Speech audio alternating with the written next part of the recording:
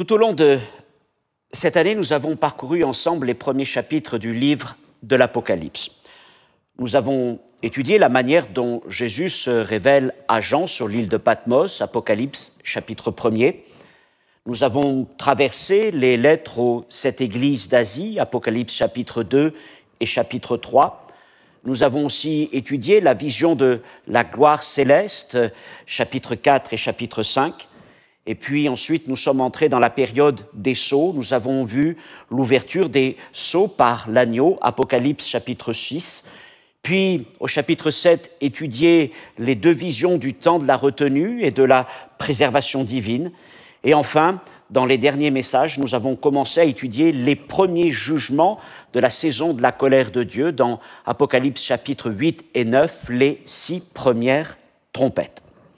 Alors, au terme de tous ces enseignements et de toute cette année, et en guise de message récapitulatif, il m'est apparu important de prendre du recul et de replacer nos études dans le cadre des grandes prophéties de la parole de Dieu, notamment le discours de Jésus sur le mont des Oliviers, que nous trouvons notamment dans Matthieu 24, et la prophétie des 70, des 70 semaines de Daniel, Daniel chapitre 9.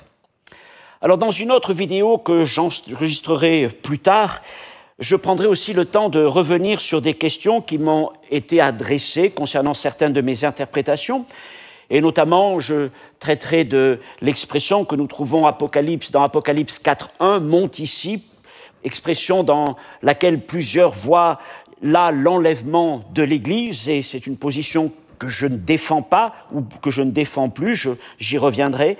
Je parlerai aussi de la question du symbole des 24 vieillards assis sur des trônes tout autour du trône de Dieu, ou encore de la question de la dernière trompette en rapport avec les trompettes dont nous avons parlé dans les jugements divins. C'est donc une vidéo qui viendra d'ici quelques semaines, peut-être à la fin de cet été. Alors, dans la vidéo d'aujourd'hui, je vais aussi vous présenter une approche moins connue en francophonie de l'enlèvement de l'Église. Elle est appelée l'interprétation pré-colère, et je vous expliquerai bien sûr ce que cela veut dire. Et cette interprétation de l'enlèvement avant la colère de Dieu est, selon moi, celle qui s'emploie le mieux à suivre les textes bibliques sans a priori, sans les forcer, mais je dirais presque en les lisant d'une manière suivie et naturelle. Maintenant, je le répète encore une fois, et je ne cesse de le faire à chacun de ces enregistrements, loin de moi l'idée d'imposer une doctrine. Je partage avec vous le fruit de mes études, de mes méditations, et je vous demande cette chose, examinez toutes choses et retenez ce qui est bon. Alors merci encore à vous de suivre cet enseignement, d'avoir peut-être suivi aussi la plupart ou une partie de ceux que j'ai pu partager tout au long de cette année. Vous aurez la possibilité de pouvoir les revoir s'il vous en manque, évidemment. L'avantage maintenant d'enregistrer, de garder tout ça sur nos chaînes YouTube. J'en profite aussi pour remercier toutes les équipes vidéo et audio de notre assemblée ici à Genève qui tout au long de l'année m'accompagnent dans ce travail pour nous permettre de diffuser l'enseignement de la parole de Dieu bien au-delà des limites de notre ville et de notre pays en Suisse et d'atteindre la francophonie et d'autres encore aussi lointains que vous pouvez être. Merci pour votre fidélité. Alors, c'est donc là le 20e enseignement dans notre série « L'Apocalypse, l'ultime message ». Il s'intitule « Grande tribulation et colère divine ». C'est le dernier de cette saison. Vous retrouverez d'ici quelques jours, dans le descriptif de la vidéo sur ma chaîne YouTube ou sur celle de l'Église, les notes en PDF et un lien vers un podcast, le podcast de cet enregistrement, si vous préférez écouter en audio. Avant de nous tourner vers les points que nous allons développer, je vous demande juste un temps de prière pour nous placer tous ensemble devant le Seigneur. Mon Dieu, mon Père, nous ouvrons encore ta parole ce soir et nous allons réfléchir à des choses qui peuvent paraître complexes et nous demandent, Seigneur, de mettre en rapport de nombreux textes. Mais je te prie, Seigneur, de me donner un esprit de synthèse, de clarté, et je te prie à chacun de nous donner un esprit de sagesse et de révélation dans ta connaissance, mais aussi d'humilité, d'écoute les uns des autres dans tout ce que nous pouvons nous apporter les uns aux autres, nous enrichissant dans la connaissance de ta parole, sans jamais prétendre, Seigneur, avoir la révélation exacte de toutes choses. Seigneur, merci pour ce moment. À toi soit toute la gloire, mon Dieu. Amen. Alors, mon premier point dans cette vidéo concerne un discours de Jésus que nous trouvons dans Matthieu 24 ou Marc 13 et qui est appelé le Sermon sur le mont des Oliviers.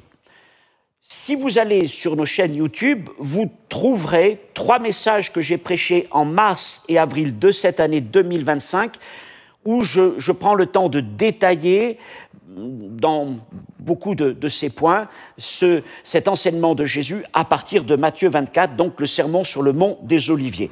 Je vous dresse simplement le contexte.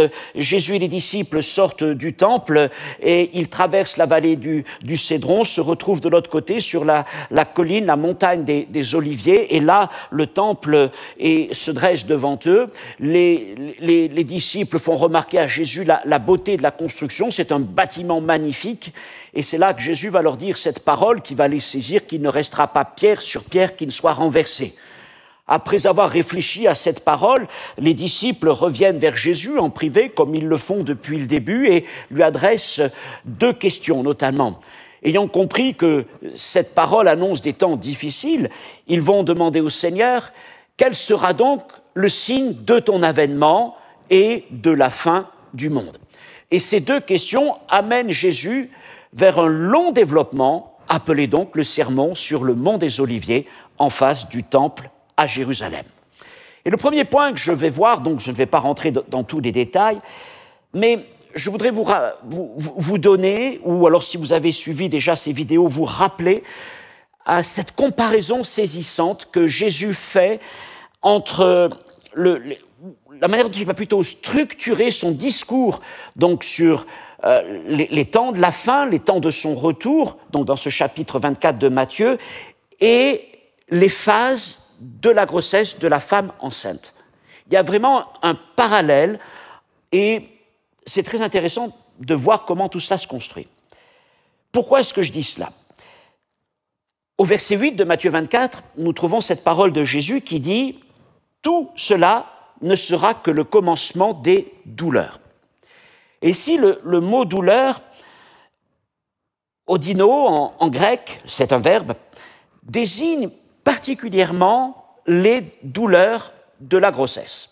Et nous retrouvons ce verbe dans d'autres passages des Écritures, comme dans Romains 8, 22 au sujet de la création, ou dans 1 Thessaloniciens chapitre 5, verset 3. Alors, maintenant, voici comment Matthieu 24 peut être lu à la lumière de l'enfantement. Et donc, je vous propose ce graphique que je vais essayer maintenant de commenter avec vous. Vous avez un peu ce tableau qui vous présente toutes les phases de ce message de Jésus en relation, donc, avec les phases de la grossesse de la femme. Ces choses sont plus détaillées, évidemment, dans les 3 sermons sur le mont des Oliviers. Première phase, c'est ce qu'on appelle en obstétrique les contractions de Braxton Hicks, que j'associe à la période du commencement des douleurs. Et si on se tourne vers Matthieu 24, ce sont les 4 premiers versets, 5 premiers versets, 4 à 8. Qu'est-ce qui se passe ? Eh bien, il y a des faux crises, des guerres, des famines, des tremblements de terre.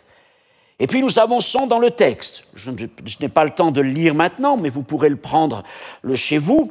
Versets 9 à 14, c'est ce qui correspond plutôt à la phase de latence dans cette période. Et c'est le temps des persécutions, des trahisons, des séductions, mais aussi de l'évangélisation des nations. Puis une autre phase, dite la phase active, versets 15 à 28. Et cette phase est une phase marquée par un événement sur lequel nous allons revenir dans cet enseignement, appelé l'abomination de la désolation, qui va déclencher une grande détresse et de grandes persécutions. Et j'illustre le commencement de cette phase, en tout cas, à la rupture de la poche des os chez la femme enceinte. Le moment est donc venu, bientôt l'enfant va naître. Et ça nous amène à la phase suivante, la phase de transition, verset 29, où il est question de signes cosmiques, d'ébranlement des puissances spirituelles. Et enfin, l'accouchement, la délivrance, versets 30-31, l'avènement de Christ, le rassemblement des élus et l'établissement du règne. Et vous avez donc sur ce graphique les 5 phases qui s'enchaînent les unes après les autres à la manière des temps de la grossesse d'une femme. Deuxièmement, une lecture en parallèle. Depuis longtemps, les commentateurs ont vu un parallèle existant entre ce discours de Matthieu 24 et Apocalypse chapitre 6, c'est-à-dire le cycle des sceaux, les sceaux de l'Apocalypse. Alors, je dis c'est une correspondance, c'est un parallèle, mais je ne veux pas parler d'équivalence stricte. En tout cas, les deux enseignements, Matthieu 24 et Apocalypse 6, décrivent tous les deux un enchaînement de douleurs croissantes, des tribulations humaines aux signes cosmiques jusqu'à l'intervention visible de Dieu. Avant d'aller plus loin, je veux rappeler que Matthieu 24 a d'abord une portée historique immédiate dans la génération qui suit celle de Jésus. Je crois véritablement, comme beaucoup de commentateurs, que premièrement, Jésus annonce dans ce chapitre à ses disciples la destruction du temple de Jérusalem qui est survenue 40 ans plus tard, en l'an 70, en l'an 70. Et cet événement est un choc spirituel majeur et national et religieux aussi pour les Juifs. Et pour eux, il marque véritablement la fin de leur monde, la fin de cette époque du judaïsme centré sur le temple. Rappelez-vous cette question qu'ils adressent à Jésus. Quel sera le signe de la fin du monde ? Et l'expression « la fin du monde » a à voir en fait avec le mot « monde », ce n'est pas le mot « cosmos » pour parler de l'univers, mais c'est un mot « aion » qui veut dire « période », qui veut dire « ère », presque, je force un peu, mais presque « civilisation ». Donc l'idée, la question que les disciples adressent à Jésus, ce n'est pas quelle sera la fin du monde quand tout va brûler à la fin des temps, mais c'est plutôt quelle sera la fin de notre époque, de notre culture. Pourquoi ? Parce que Jésus vient de leur annoncer que le temple, qui est l'élément central de la vie politique, culturelle et bien sûr religieuse d'Israël et des Juifs, ce temple, bientôt, va être renversé au point qu'il ne restera pas pierre sur pierre. Et c'est un choc, comme je viens de le dire, pour les disciples. Mais Jésus, dans son discours, ne s'arrête pas à cette échéance à venir dans la génération qui le suit. Et en fait, Jésus, tout au long de ce discours, enchevêtre 2 perspectives. Celle d'un jugement proche, donc celui à venir de la destruction du temple, et celle d'un avenir lointain où apparaîtra le Fils de l'homme, comme il le dit, c'est une manière qu'il a de se décrire lui-même. Nous avons donc une double lecture, à la fois locale et historique, en référence avec la destruction du temple, et nous avons une autre lecture globale et eschatologique. Elle concerne la terre entière et les choses de la fin des temps. Et ça, ce n'est pas quelque chose de nouveau dans les Écritures. C'est quelque chose de récurrent dans tout ce qui concerne les prophéties.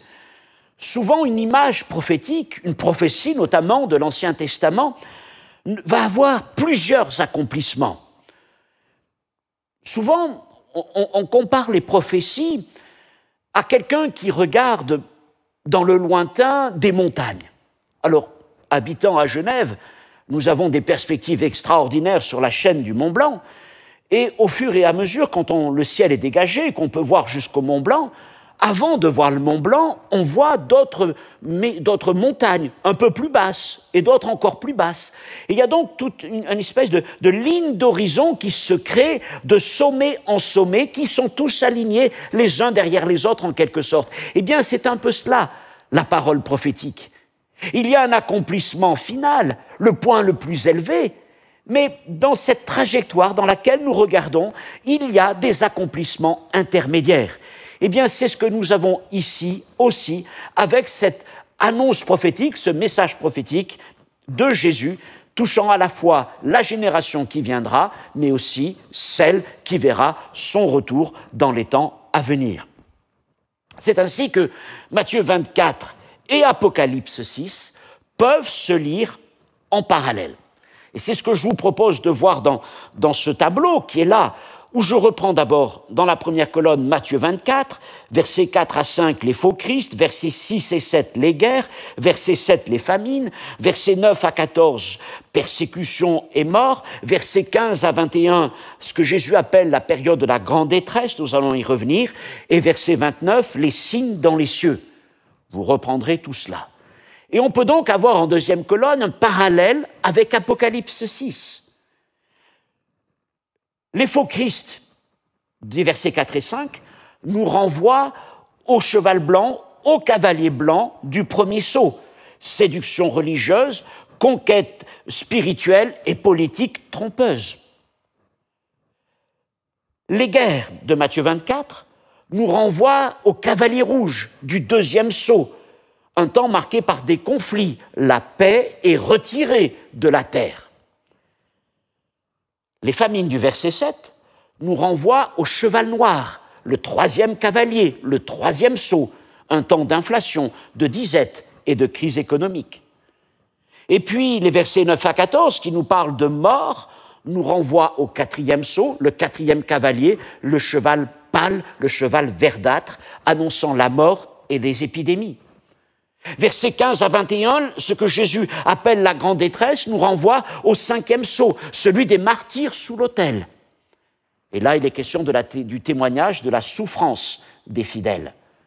Enfin, verset 29, les signes dans les cieux nous renvoient au sixième sceau, où il est annoncé un tremblement de terre et des cieux ébranlés, et c'est l'annonce du jugement et du basculement cosmique. On voit donc ce parallèle que j'essaie de vous montrer entre Matthieu 24, Apocalypse 6, donc, qui montre cette montée en puissance et en intensité dramatique de ces événements.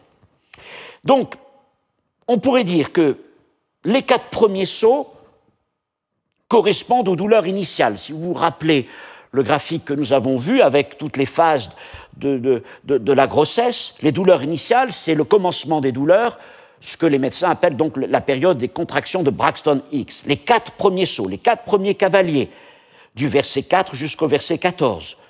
Le 5e sceau marque l'intensification de la persécution, elle correspond au temps de la grande détresse, la grande tribulation. Et puis le 6e sceau rejoint donc Matthieu 24, 29. Voilà donc un peu pour ce parallèle. Maintenant, je voudrais parler d'un verset charnière dans ce discours de Jésus, Matthieu chapitre 24, verset 15. Voici ce que Jésus dit. « C'est pourquoi, lorsque vous verrez l'abomination de la désolation dont a parlé le prophète Daniel, établi en lieu saint, que celui qui lit fasse attention. » Ce verset marque un tournant dramatique. Si vous vous rappelez, il y a quelques instants, je viens de le comparer à la rupture de la poche des os. Quand les os sont rompus, eh bien, le processus est inarrêtable et il va aller jusqu'au bout, si on garde l'image du travail de la femme enceinte. Et c'est donc ce qui se produit en quelque sorte à ce moment-là. Une fois que cette abomination de la désolation est accomplie, il y a quelque chose qui devient inarrêtable dans le processus qui amène jusqu'au retour de notre Seigneur. Et on voit que Jésus renvoie ici au prophète Daniel.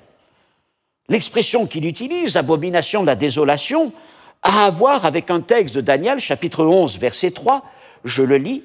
« Des troupes se présenteront sur son ordre, elles profaneront le sanctuaire, la forteresse, elles feront cesser le sacrifice perpétuel et dresseront l'abomination du dévastateur. » Voilà donc d'où vient cette expression assez dramatique et mystérieuse.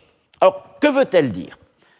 Cette abomination désigne un acte de profanation extrême survenant dans le lieu saint. Historiquement, elle s'est accomplie un peu plus de 300 ans avant la venue de Jésus, lorsque un roi grec, descendant des successeurs d'Alexandre le Grand, ce roi s'appelait Antiochus Épiphane IV, et a pénétré dans le lieu très saint du temple de Jérusalem, et on dit qu'il aurait profané ce lieu très saint en immolant une truie, un animal impur, vous le savez. Et donc Jésus fait appel à cet élément bien connu des disciples, incontestablement, pour décrire les événements à venir. Ce qu'on peut dire, c'est que, tout comme pour la femme enceinte, toutes les périodes qui précèdent la rupture des os sont des périodes de travail, elle avance dans les semaines, dans les mois, jusqu'à ce moment charnière de la rupture des os. Eh bien, lorsque cet événement va se produire, puisque Jésus annonce qu'il va se produire à nouveau comme il s'était produit plus de 3 siècles avant sa venue, eh bien, dès que ce moment se passe, on rentre dans une nouvelle période, une nouvelle phase, et Jésus, alors, est très clair.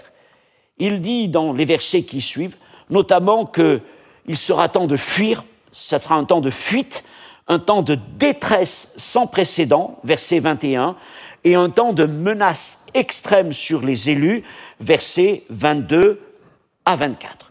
Menace spirituelle, grande séduction et menace aussi de persécution pendant ce moment. Donc c'est le temps de la grande détresse. Cette expression, vous l'avez au verset 21, Matthieu 24, 21, Jésus dit « Car alors la détresse sera si grande détresse ». Eh bien, c'est intéressant de savoir qu'elle se retrouve, en tout cas en grec, les mots grecs sont les mêmes, dans Apocalypse 7, 14, où elle est traduite par « grande tribulation ».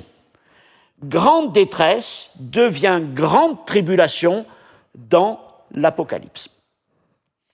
Historiquement, cette prophétie, non pas celle de Daniel, mais celle de Jésus, qui renvoie à Daniel, a connu un accomplissement partiel lors de la destruction du temple par les Romains en l'an 70 après Jésus-Christ.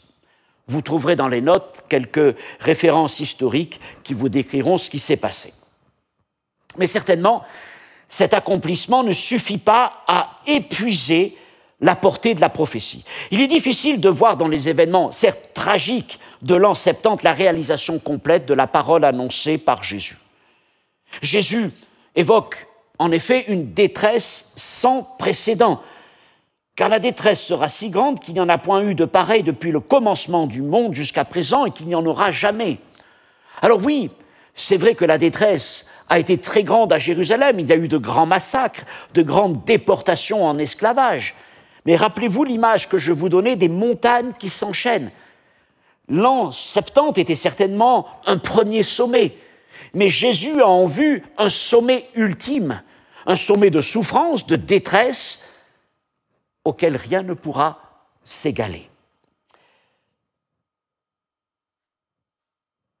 Ce qui veut dire que Jésus, dans ce passage, parle encore d'un fait futur, un fait que l'Apocalypse reprend et développe.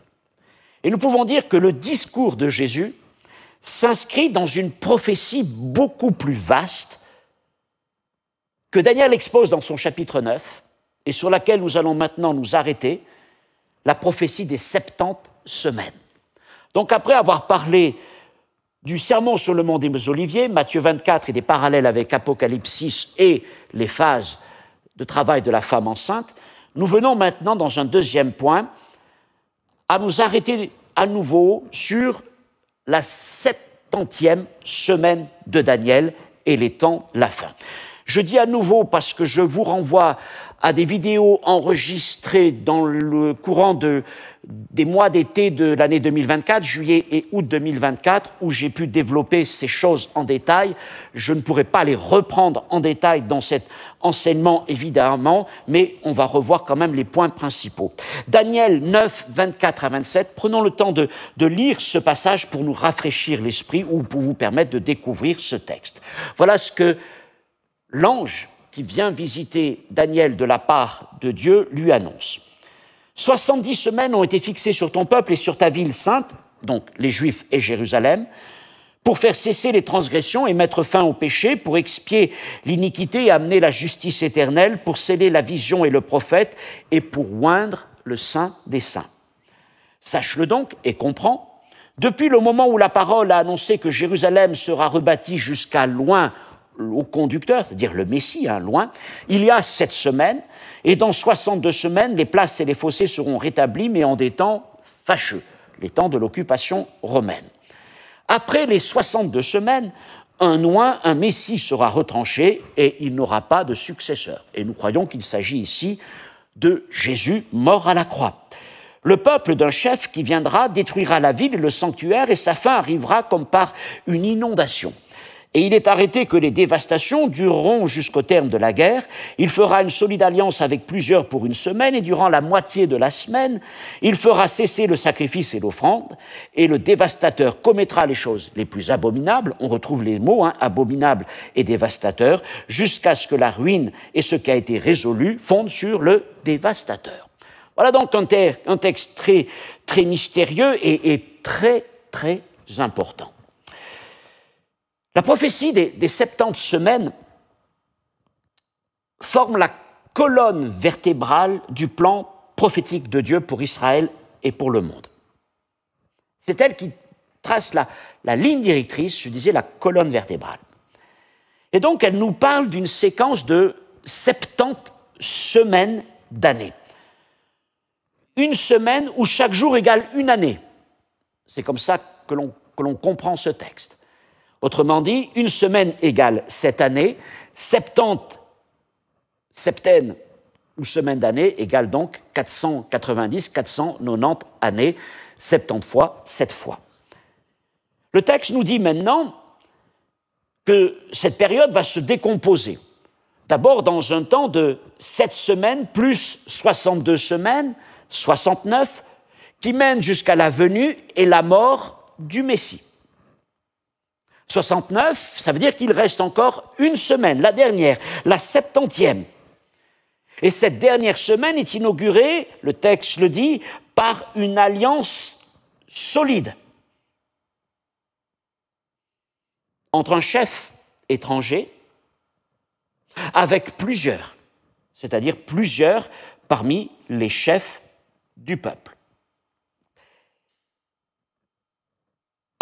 Cette alliance est scellée pour 7 années, mais le texte nous dit ensuite qu'elle sera rompue à sa moitié, donc au bout de 3 ans et demi, par cet événement qui est appelé l'abomination de la désolation, dont nous venons de parler, et qui sera suivi par la cessation des sacrifices, des offrandes, et puis des temps de ruine, des temps de dévastation, c'est-à-dire des temps de persécution en Israël.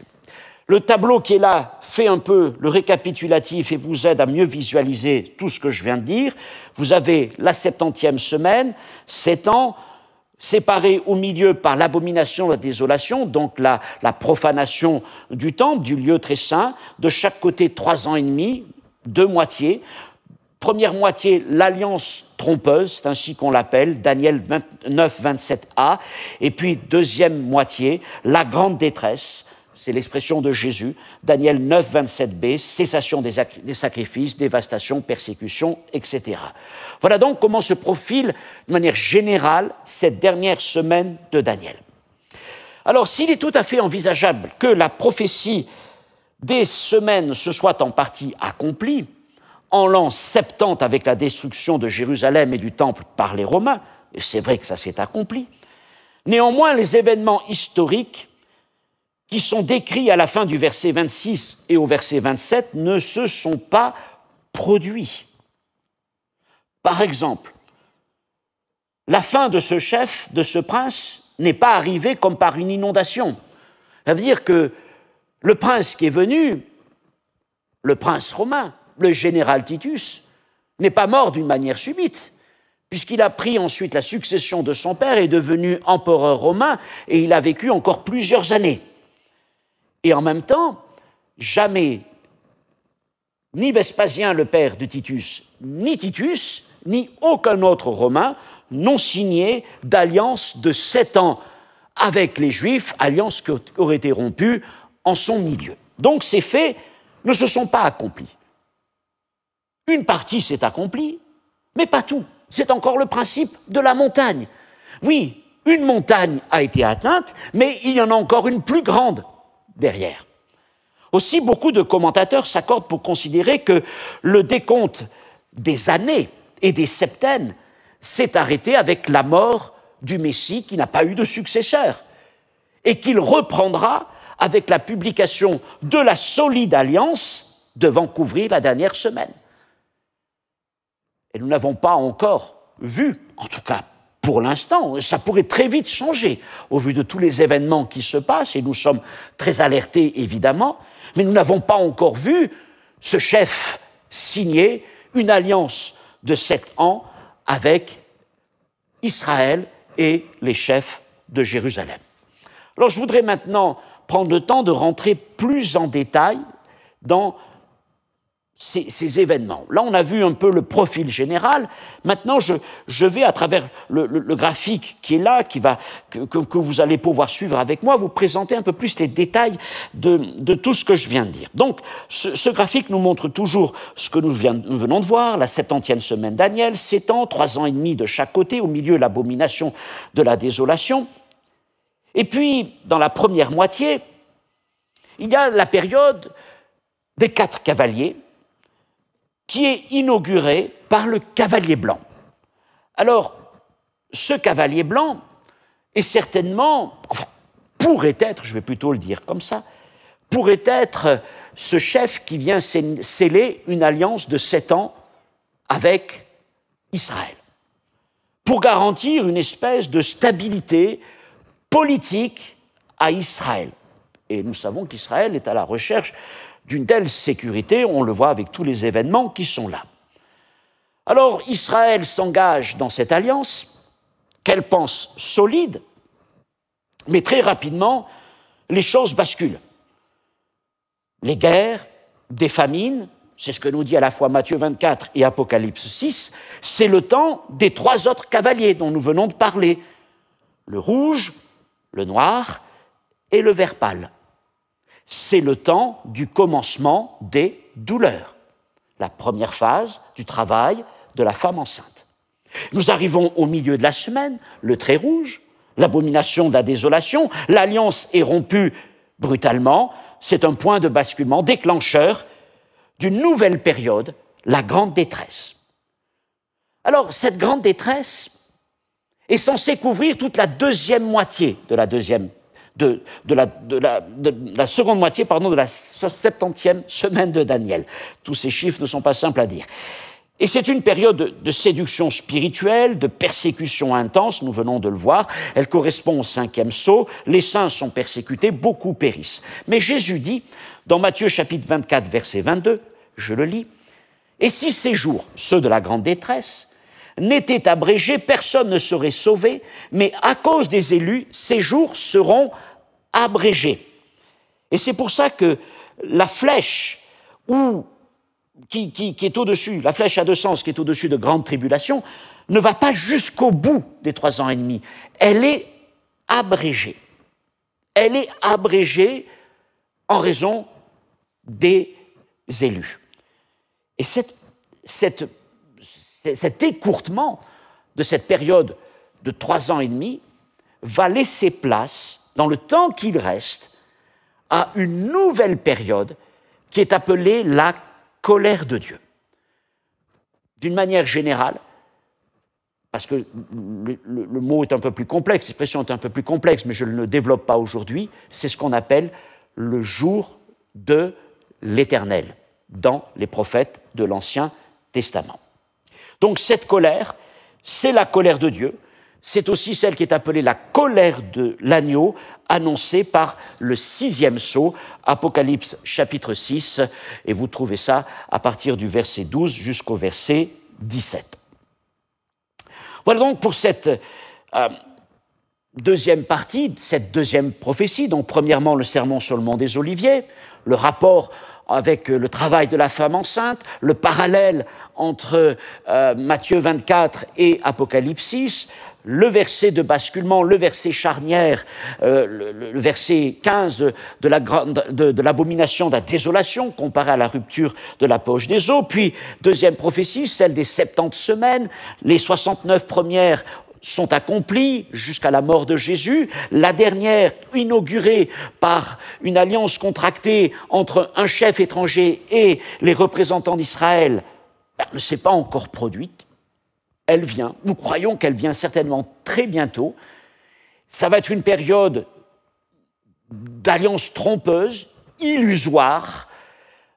Les prophètes disent qu'Israël a passé un accord avec la mort, et autour de tous ces événements, eh bien, de cette alliance, il va y avoir beaucoup excusez-moi, beaucoup de guerres, beaucoup d'épidémies. Enfin, c'est une période très triste, c'est le commencement des douleurs.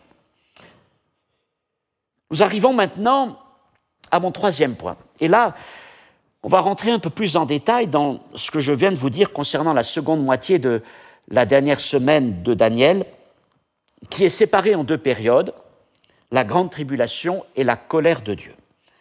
Et pour moi, ce sont deux réalités à ne pas confondre. La grande tribulation, ce n'est pas la même chose que la colère de Dieu. Alors, on va juste mentionner quelques mots grecs, deux en l'occurrence, deux termes grecs qui vont nous faire comprendre qu'il y a deux logiques différentes. Le premier mot grec, c'est thlipsis. Thlipsis, qui veut dire tribulation, détresse. C'est-à-dire quelqu'un qui exerce une pression sur un autre, un écrasement, une oppression.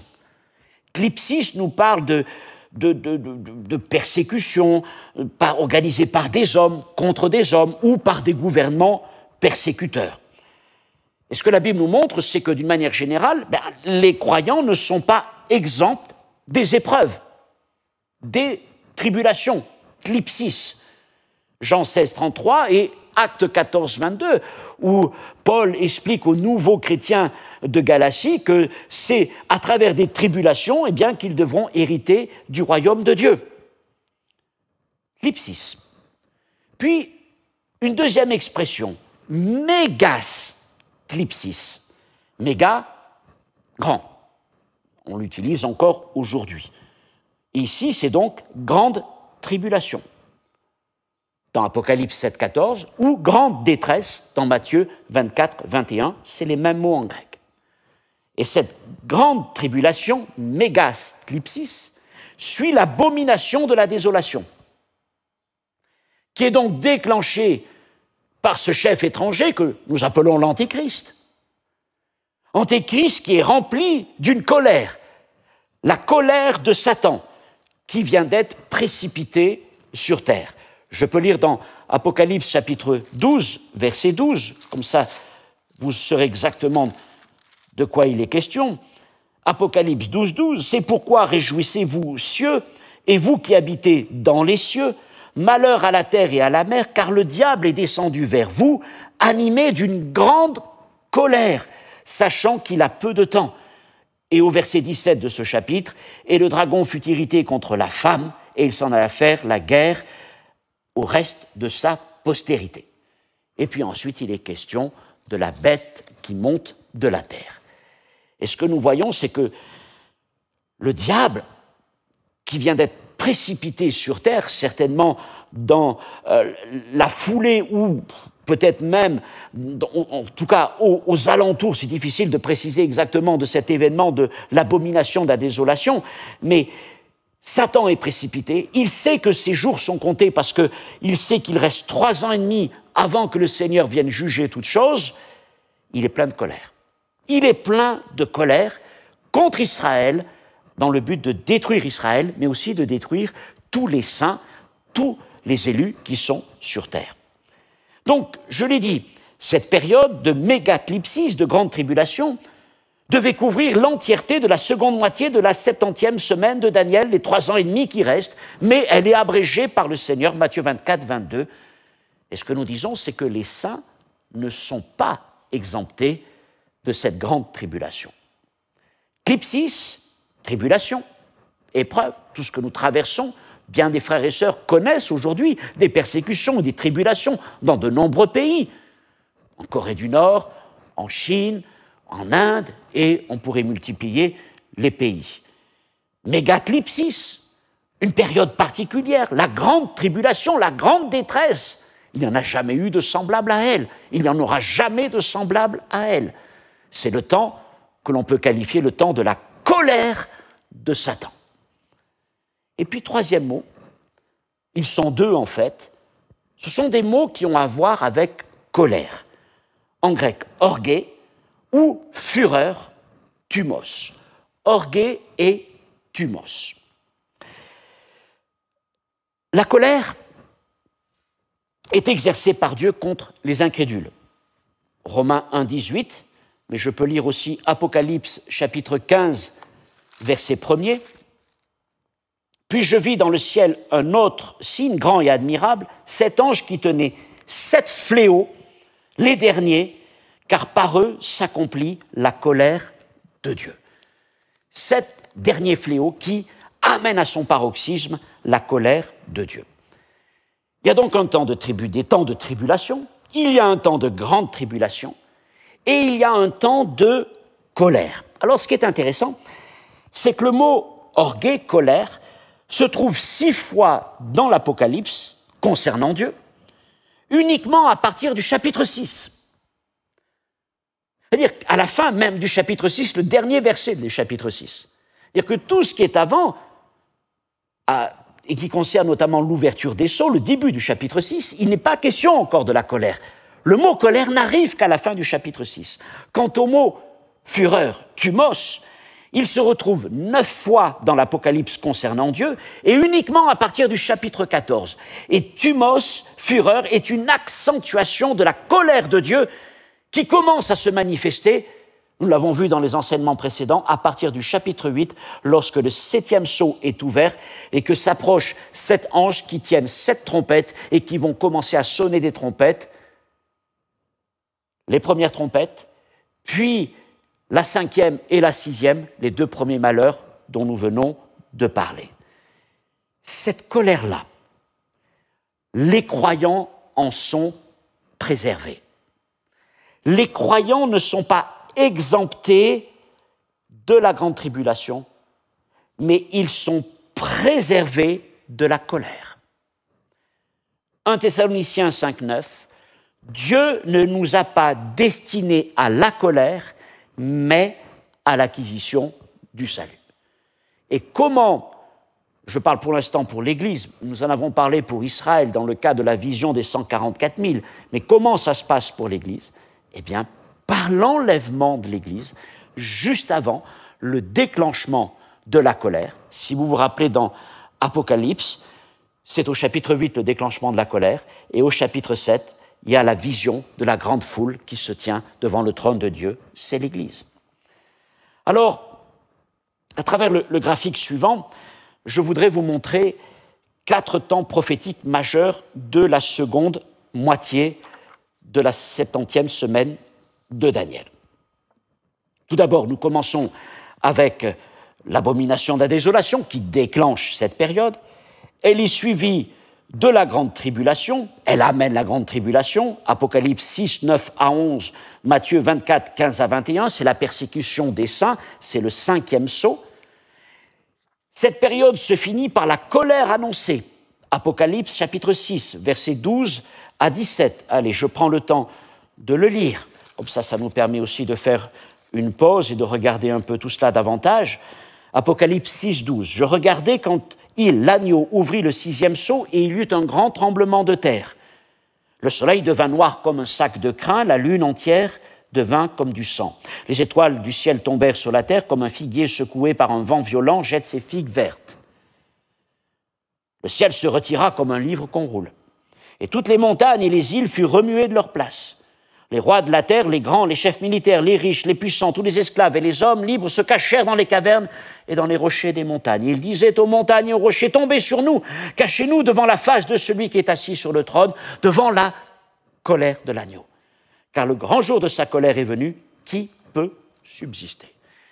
Ce passage, ce 6e sceau, ce n'est pas encore la mise en œuvre de la colère, mais comme je l'ai dit lorsque nous l'avons étudié, c'est l'annonce programmatique.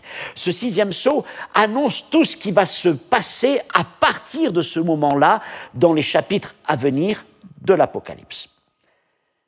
Et puis, le chapitre 7, il y a 2 visions. Ce chapitre, c'est le chapitre de la retenue de Dieu. Verset 1, « Après cela, je vis 4 anges debout aux 4 coins de la terre. Ils retenaient les 4 vents de la terre. » Dieu retient, il retient sa colère pour 2 choses. D'abord pour marquer 144 000 des fils d'Israël comme les prémices de la moisson d'Israël. Israël qui va être préservé par cette marque à travers la tribulation, ce qui ne veut pas dire qu'ils ne vont pas être mis à mort, être éprouvés, mais ils vont être préservés par rapport au Seigneur, par rapport à leur intégrité spirituelle. Et puis, il y a ensuite la 2e vision, à partir du verset 9 jusqu'au verset 17, celle de la grande foule devant Dieu. Et là, il est question de l'Église, je viens de le dire, qui, elle, est préservée d'une manière glorieuse, puisqu'elle est enlevée auprès du Seigneur, comme vous le voyez sur le graphique avec cette flèche bleue qui s'élève vers le Seigneur, vers le ciel, pardon. Et puis, à partir de là, eh bien, les chapitres qui viennent, chapitres 8 à 16, ce sont les chapitres de la colère divine, avec les jugements divins, les trompettes, les malheurs, les coupes qui sont ouvertes après, déversées après l'ouverture du 7e sceau.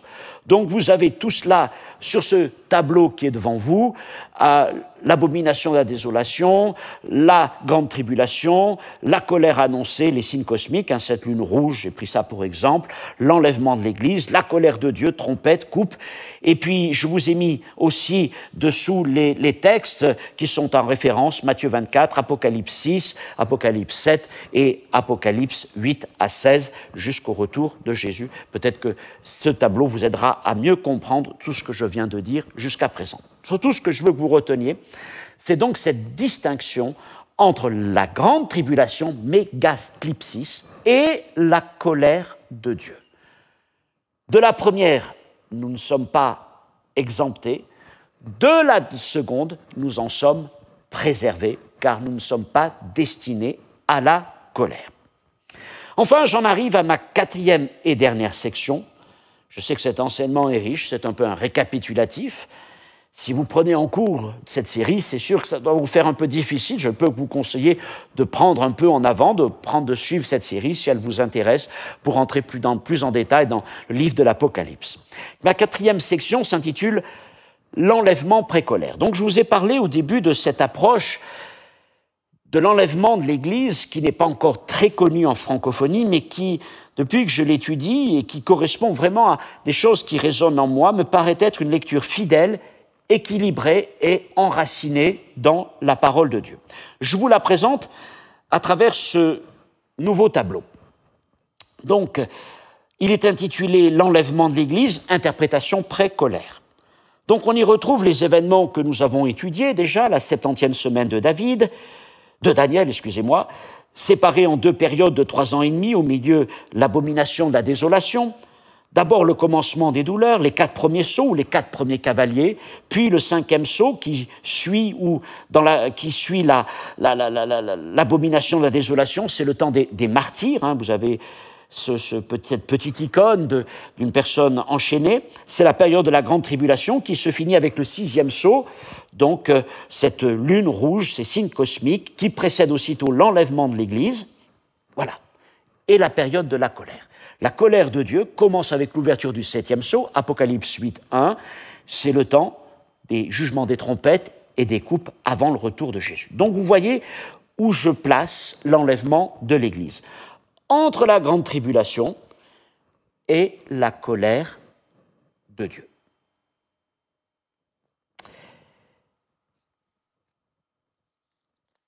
Il me semble que cette interprétation est fidèle, je l'évoque, au témoignage des premiers chrétiens. Souvent, quand on étudie l'Apocalypse et l'eschatologie, on essaye de voir ce que les docteurs de l'Église ont pu proposer comme réflexion à travers les âges, surtout ceux qui étaient les plus proches des premiers apôtres. Eh bien, ce qu'on découvre, c'est que les pères de l'Église, et parmi les plus anciens, comme Irénée, Tertullien, Hippolyte, annonçaient une Église souffrante, persévérante, appelée à traverser la tribulation, mais qui était toujours portée par l'espérance du retour de Jésus-Christ en gloire. Vous avez ici une citation d'Irénée, donc évêque de Lyon du IIe siècle, qui disait « Lorsque l'Antéchrist aura ravagé tout dans ce monde durant 3 ans et demi, la deuxième période, deuxième moitié de la 70e semaine, il sera détruit par la venue du Seigneur et le royaume sera donné aux saints, c'est-à-dire à ceux qui auront subi la tribulation. » Et il y a encore d'autres citations que vous trouverez dans les notes. Donc c'était une pensée quand même largement enracinée parmi les premiers apôtres et les premiers pères de l'Église, que l'Église devrait traverser cette période de tribulation et même de grande tribulation. Et la lecture que je vous propose, l'interprétation précolaire, honore cette conviction historique, puisqu'elle affirme que l'Église, c'est vrai, sera persécutée, sera souffrante, comme Israël d'ailleurs, mais qu'elle, à la différence d'Israël,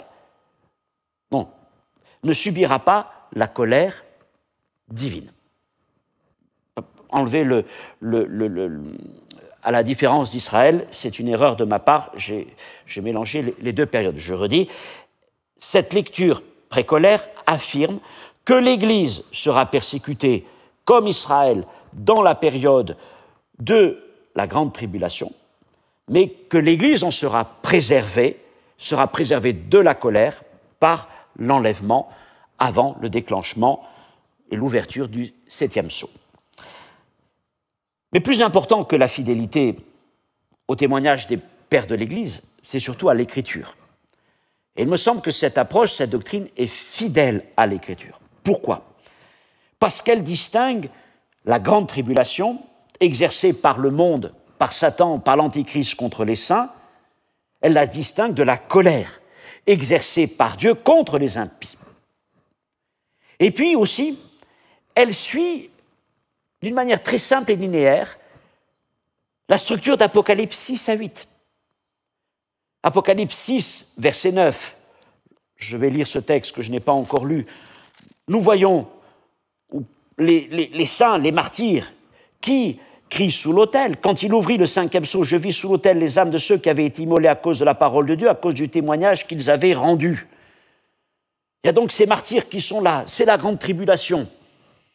Et puis ensuite, qu'est-ce que nous découvrons au verset 17, à la fin de ce chapitre 6 ? L'annonce de la colère, car le grand jour de sa colère est venu. Donc il arrive, il est là. Puis, au chapitre 7, qu'avons-nous ? Le temps de la préservation, le scellement des 144 000 fils d'Israël, et ce qui est pour moi l'enlèvement de l'Église, la deuxième vision, versets 9 à 17. Et puis enfin, dans cette logique, à partir du chapitre 8, comme je l'ai dit plusieurs fois, eh bien, il y a le déclenchement de la colère avec l'ouverture du 7e sceau, puis les trompettes et les coupes. Donc il y a une lecture finalement assez simple et linéaire du livre de l'Apocalypse, et c'est c'est vraiment la seule lecture avec laquelle je trouve qu'il y a une continuité. On ne force pas le texte, on se laisse porter par le texte.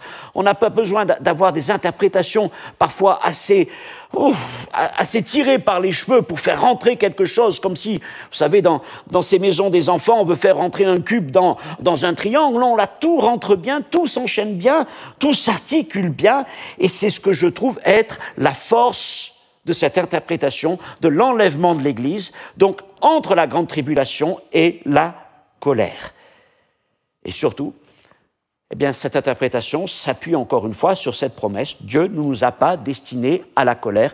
1 Thessaloniciens 5, 9. Mais je trouve aussi que cette approche préserve la cohérence interne de l'Apocalypse.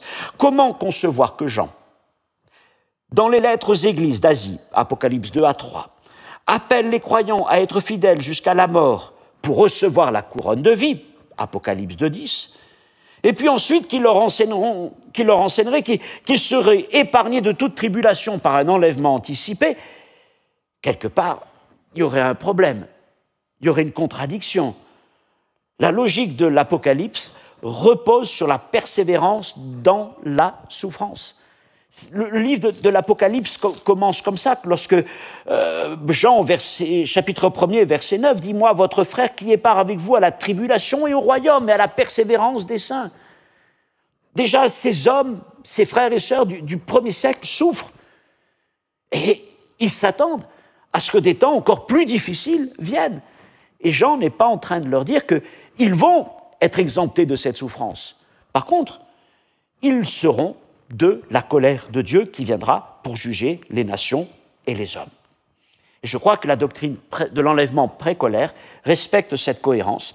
L'Église souffre dans la tribulation, mais dans la colère, elle est glorifiée, elle a été enlevée avant son déclenchement. Et je propose ce tableau qui un peu nous permet de comparer un peu les différentes approches les plus classiques parmi ce qu'on appelle le courant prémillénariste, c'est-à-dire ce qu'on trouve le plus dans nos églises évangéliques. Et vous voyez, on peut parler parfois de post-tribulationnisme, de pré-tribulationnisme ou de pré-colère. Vous avez peut-être entendu parler de ces mots. Laissez-moi vous donner quelques explications. Le post-tribulationnisme dit que la tribulation couvre toute la 70e semaine de Daniel, les 7 ans. Et que l'Église est appelée à traverser toute la 70e semaine de Daniel, les 7 ans.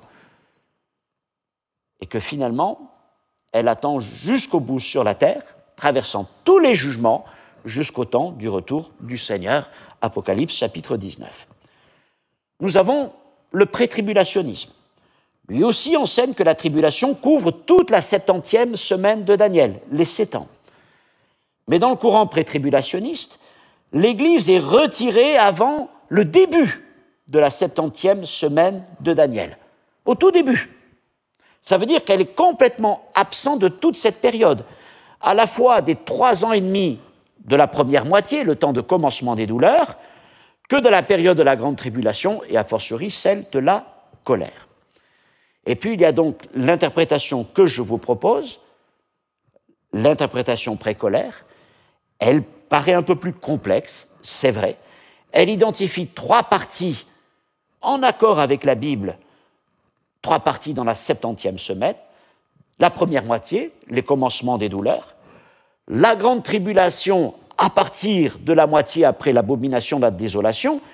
Et enfin, dans la période abrégée de la grande tribulation, la période de la colère. L'Église traverse le commencement des douleurs, elle traverse la grande tribulation, mais elle est enlevée avant le temps de la colère, des trompettes et des coupes. Alors qu'est-ce que je vais dire ? Il me semble que cette vision, cette approche, cette interprétation pré-colère, c'est reconnaître les apports de chaque interprétation, de chaque doctrine. Elle s'aligne avec les positions des anciens concernant un enlèvement post-tribulationniste. Oui, l'Église va traverser la grande tribulation, mais elle a su aussi reconnaître la justesse de certains enseignements du pré-tribulationnisme, notamment que l'Église est exempte de la colère et que l'enlèvement de l'Église est un événement distinct du retour visible de Jésus-Christ sur la terre. Et l'approche précolaire articule ces deux réalités. L'Église est enlevée avant la colère, puis Jésus revient avec son Église pour établir son règne, Apocalypse 19. Ainsi, cette doctrine que je vous propose rassemble à la fois des éléments dispersés dans les Écritures de l'Ancien et du Nouveau Testament, des signes, des promesses, des séquences. Pardon. Elle leur donne une cohérence, un sens, sans violence, sans simplisme, en respectant le plan global de Dieu pour Israël, pour l'Église et pour les nations. Et cette simplicité, cet enchaînement, me paraît être un point fort allant dans le sens de la validation de cette interprétation. Il y a peut-être des questions qui lui sont adressées, des critiques, je pourrais les adresser une fois, m'arrêter dessus, parce qu'il y a des réponses aux critiques qui sont apportées. En même temps, je veux aussi avoir cette humilité de reconnaître que nous n'avons pas toute la connaissance et qu'il y a bien des choses qui nous échappent, et je pense que Dieu l'a voulu aussi ainsi. Pardon. Nous voilà donc au terme de cet enseignement, de cette vidéo et au terme de cette première saison d'études dans le livre de l'Apocalypse. Que retenir? D'abord que l'Apocalypse est un livre de vision. Je regardais, je vis.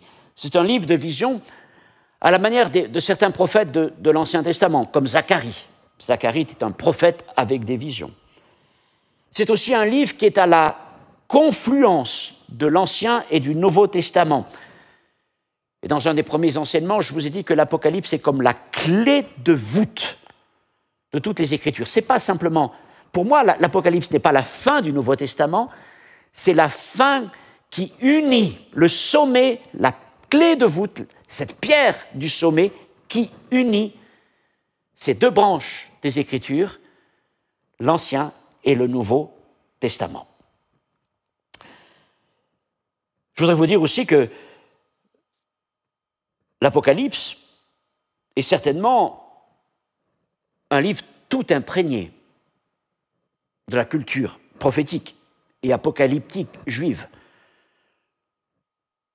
Je pense que c'est un des livres certainement les plus juifs du Nouveau Testament.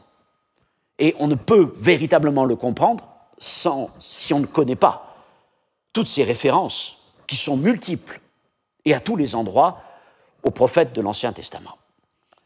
Qu'est-ce que nous enseigne encore l'Apocalypse? Que Dieu ne fait rien au hasard. Il est le souverain. Chaque vision, chaque sceau, chaque jugement s'inscrit dans un plan qui ne lui échappe absolument pas. Un plan juste, patient et souverain. Autre point, l'Église n'est pas abandonnée dans la tourmente. Elle est appelée à témoigner. C'est vrai qu'elle est appelée à souffrir, parfois, mais elle sera préservée et glorifiée dans les moments les plus difficiles qui viendront sur terre. Quant à Israël, il n'est pas absent. D'abord parce que, comme je viens de vous le dire, l'Apocalypse est un livre pétri de références aux prophètes, c'est un livre juif. Et puis nous voyons aussi au chapitre 6 que Dieu reprend ses communications directes avec les Juifs par le scellement des 144 000. J'avais fait, quand nous avons étudié ces visions d'Apocalypse 7, le rapport avec Romains 11, 25 et 26, nous parlons de la fin du temps des nations et le moment où Dieu reprend pleinement ses relations avec Israël. Tout ça pour dire que l'Apocalypse ne nous a pas été donné pour nous effrayer. Elle commence par une parole de bénédiction, une béatitude, « Heureux celui qui lit ». Ce qui est certain, que c'est un livre qui a été écrit pour nous réveiller ou nous garder éveillés. Pas simplement nous, mais tous les chrétiens à travers toutes les générations. Jean y dévoile ce qui non seulement doit arriver, mais surtout, il nous montre comment Dieu le fera avec justice, avec patience, avec fidélité.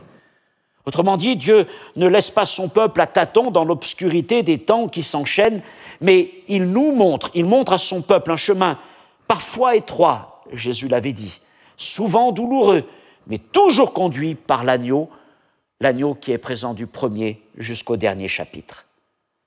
Alors oui, dans la présentation que je vous ai faite, et dans la sensibilité qui est la mienne, l'Église n'échappera pas aux douleurs de l'enfantement, la première moitié de la dernière semaine de Daniel, ni à la haine du monde et de Satan, la période de la grande tribulation.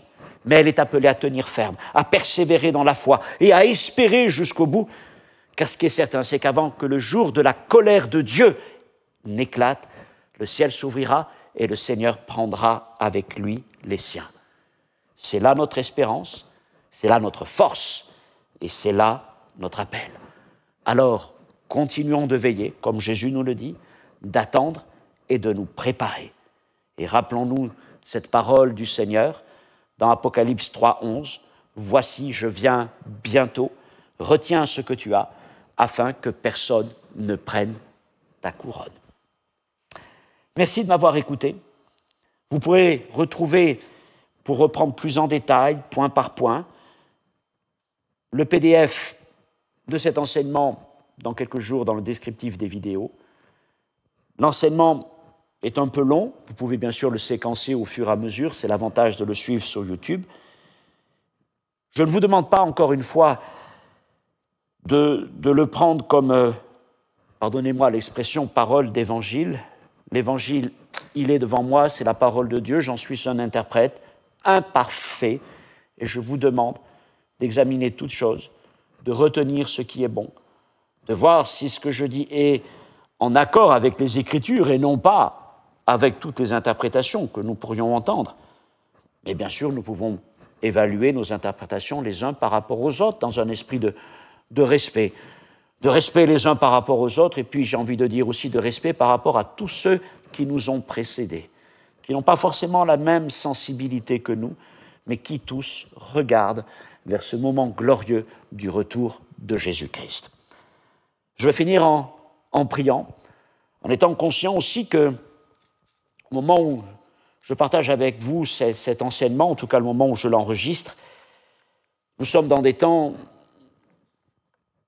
qui doivent nous garder éveillés. Israël est au cœur des conflits. Ses ennemis les plus anciens, bibliques, je dirais, sont là devant lui. Des forces qui ne sont pas simplement des forces militaires, mais des forces spirituelles, se sont mis en branle. Et nous devons prier.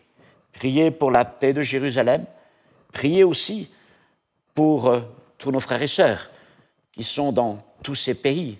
On sait qu'en Iran, il y a un grand réveil, que Dieu bénisse, garde, préserve nos frères et sœurs, qu'ils puissent aussi connaître cette liberté de pouvoir témoigner de Jésus-Christ et de ne plus être sous la férule de ce régime autoritaire, théocratique. Et nous prions aussi que tous ceux, qu'un grand nombre, en tout cas, parmi ces Juifs, Arabes, Perses et tout autre peuple, puissent découvrir en Jésus le seul et véritable Messie pour toutes les nations. Nous prions pour cela, nous méditons sa parole, nous persévérons ensemble et nous disons Maranatha, viens Seigneur, viens.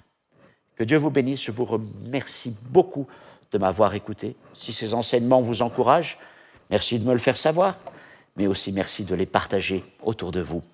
À bientôt.